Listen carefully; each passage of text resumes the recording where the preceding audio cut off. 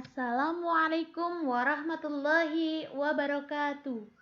Bagaimana kabarnya anak-anakku semuanya? Semoga pada hari ini kalian semua dalam keadaan sehat dan senantiasa dalam lindungan Allah Subhanahu wa taala. Amin amin ya rabbal alamin. Berjumpa kembali dengan Bu Nur Hasanah pada mapel akidah akhlak kelas 3. Alhamdulillah pada kesempatan hari ini Bu Guru akan menyampaikan materi tentang kisah Nabi Ismail alaihi salam. Sebelumnya, marilah kita awali pembelajaran hari ini dengan membaca basmalah bersama. Bismillahirrahmanirrahim. Selanjutnya, tujuan pembelajaran hari ini yaitu peserta didik mampu menyebutkan hikmah dari kisah Nabi Ismail alaihi salam. Marilah kita simak bersama kisah Nabi Ismail alaihi salam.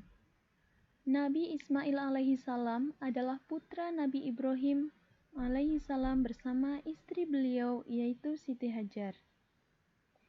Pada saat masih bayi, Allah Subhanahu wa taala memerintahkan Nabi Ibrahim alaihissalam untuk menempatkan Hajar beserta bayinya di suatu lembah yang sangat tandus, yaitu tanah Makkah. Di sanalah Nabi Ibrahim alaihissalam membawa Hajar dan putranya dan meninggalkannya. Akhirnya mereka pun terpisah demi melaksanakan perintah Allah Subhanahu wa taala.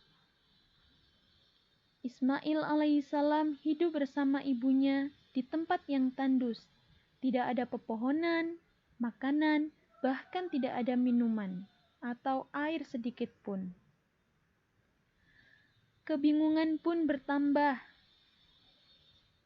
saat bayi Ismail alaihissalam menangis kehausan.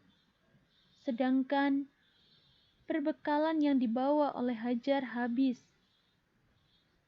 Kemudian Hajar mencari kemana-mana namun tidak mendapatkan hasil.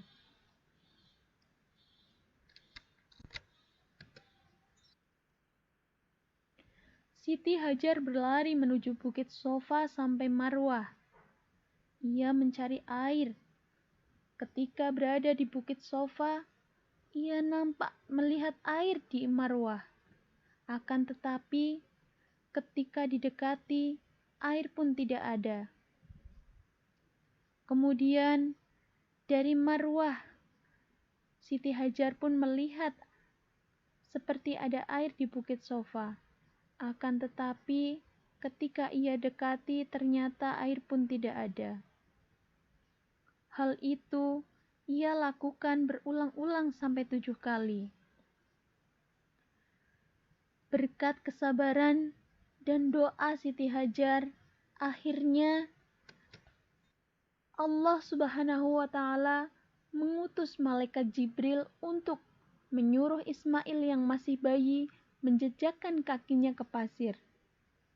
Setelah itu, dengan izin Allah Subhanahu wa taala, keluarlah air yang sangat jernih, yaitu mata air Zam-Zam. Kemudian, Siti Hajar pun mengumpulkan air tersebut dengan mengucapkan, "Zumi, Zumi, Zumi." Karena Siti Hajar sangat bahagia, sangat senang dengan munculnya air Zam-Zam tersebut.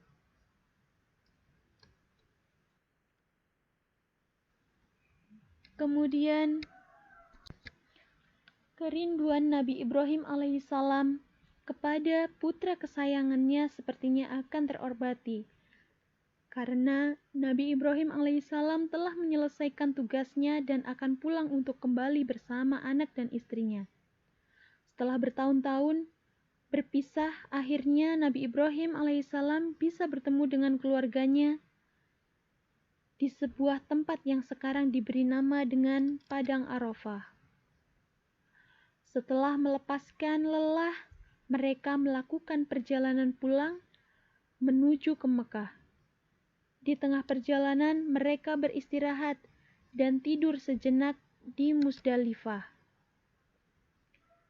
Nah, di tempat itulah, di saat tertidur, Nabi Ibrahim alaihissalam bermimpi bahwa Allah Subhanahu wa Ta'ala memerintahkan agar beliau menyembelih anak kesayangannya yang baru bertemu dengannya.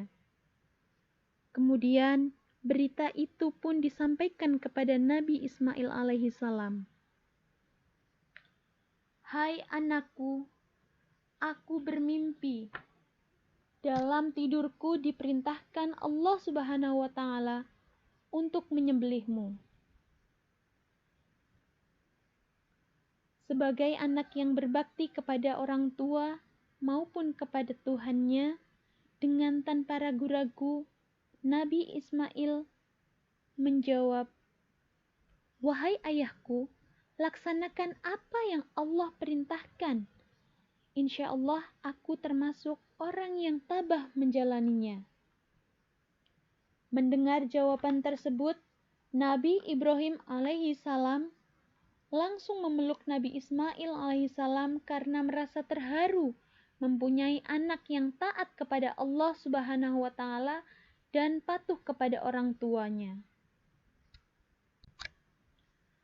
Akhirnya, Nabi Ibrahim membawa Ismail ke suatu lembah untuk melaksanakan perintah Allah Subhanahu wa Ta'ala.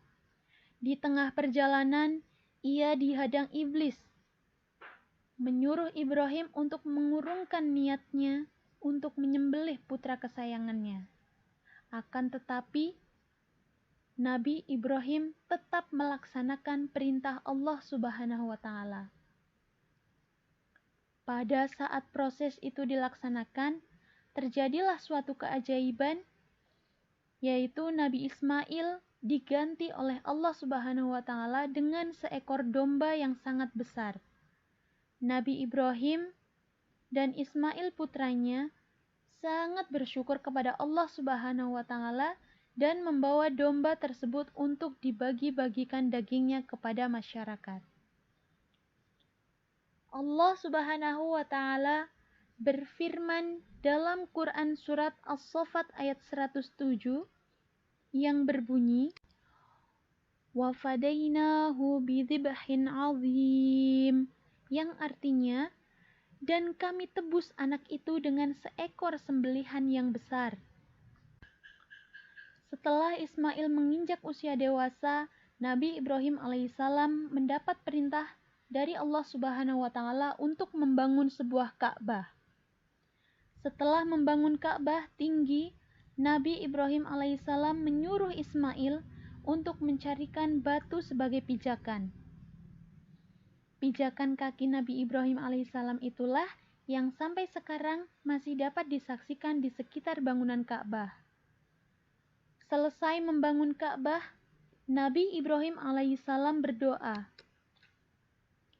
"Ya Allah, terimalah amal kami, dan jadikanlah kami berdua orang yang tunduk dan patuh kepadamu. Tunjukkanlah kami berdua cara-cara dan tempat-tempat ibadah haji kami, serta terimalah tobat kami. Sesungguhnya Engkaulah Maha Penerima Tobat dan Maha Penyayang." Anak-anakku semuanya, inilah materi kita hari ini tentang kisah Nabi Ismail alaihissalam. Semoga apa yang Bu Guru sampaikan mudah dipahami oleh kalian semuanya. Untuk tugas hari ini, yaitu tuliskan di buku tugasmu apa saja hikmah yang bisa kita petik dari kisah Nabi Ismail alaihissalam. Silahkan tulis di buku tugasmu, ya, tulis dengan rapi. Tetap semangat meskipun kalian belajarnya masih di rumahnya masing-masing, ya, tidak ada alasan untuk bermalas-malasan untuk belajar. Terima kasih. Marilah kita akhiri pembelajaran hari ini dengan membaca hamdalah bersama. Alhamdulillahi Rabbil Alamin. Bu Guru akhiri. Wassalamualaikum warahmatullahi wabarakatuh.